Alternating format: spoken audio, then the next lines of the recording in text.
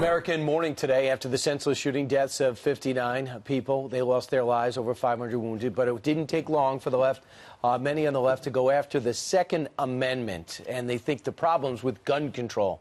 Hillary Clinton was tweeting, "Our grief isn't enough. We can and must put politics aside, stand up to the NRA, and work together to try to stop this from happening again." In his years on the Supreme Court, Justice Antonin Scalia fought to protect Second Amendment rights, and here now is his son, an editor of a brand new book. You got to get it. It's fantastic, called Scalia Speaks. Christopher Scalia, welcome to the couch. Thank you so much. It's great to be here. Good to see you. Let's talk about the number one, the Second Amendment under attack. I'm sure it wouldn't have surprised your dad. Is it the problem?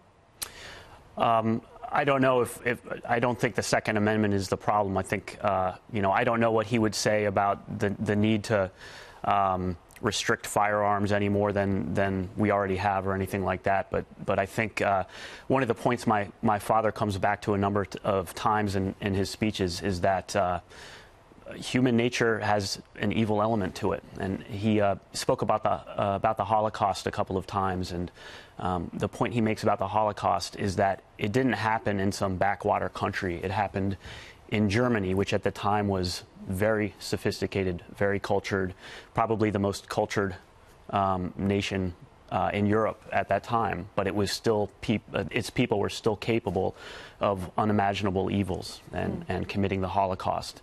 And he used that as an example that we need to be vigilant about our morality and our values, and we can't let ourselves backslide. And not to compare this to the Holocaust, but it does kind of represent the same sort of evil that people are capable of.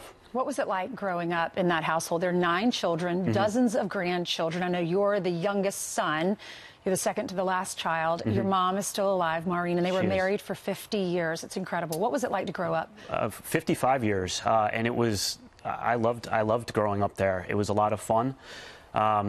We had spirited dinner table conversations, and I had wonderful parents, and I had a lot of great siblings. I loved how big the family was, especially now. It's great having that many siblings. And just so you know, as staunch as he was as a conservative, he says you can disagree with a point of view, but don't fight with the person. You can fight about ideas, but not the person. That's why Ruth Bader Ginsburg is the one who does the introduction. Yeah, that's right. She wrote I wrote the introduction.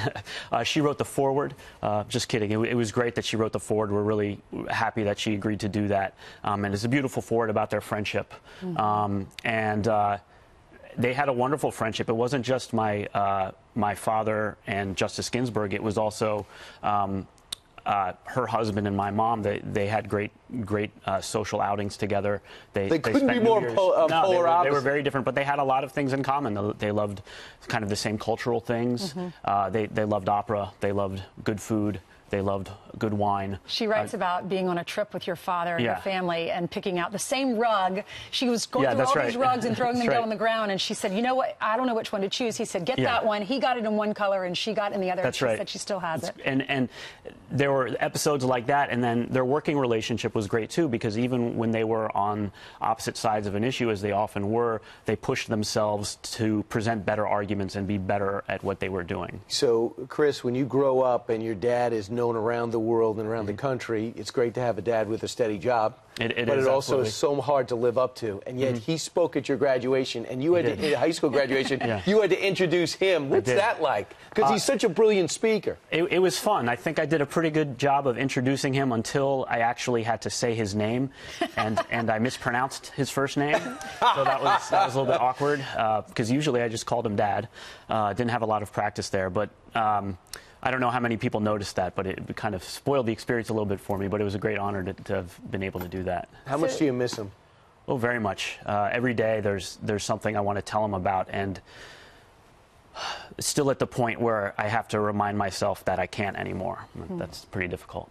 My mom said the same thing when she lost her parents. The hardest part was not being able to pick up the phone and hear their voice and talk to them every day. And my kids just won't get to know him as much as I wanted to, things like that. Well, they will because of your book. All of his speeches are in this book. You'll have to get it. It's fabulous. Thank you very much. Congratulations. Your dad would be proud of you. Thank you very much. And I'll talk to you more on radio. That sounds great. Right. Thanks.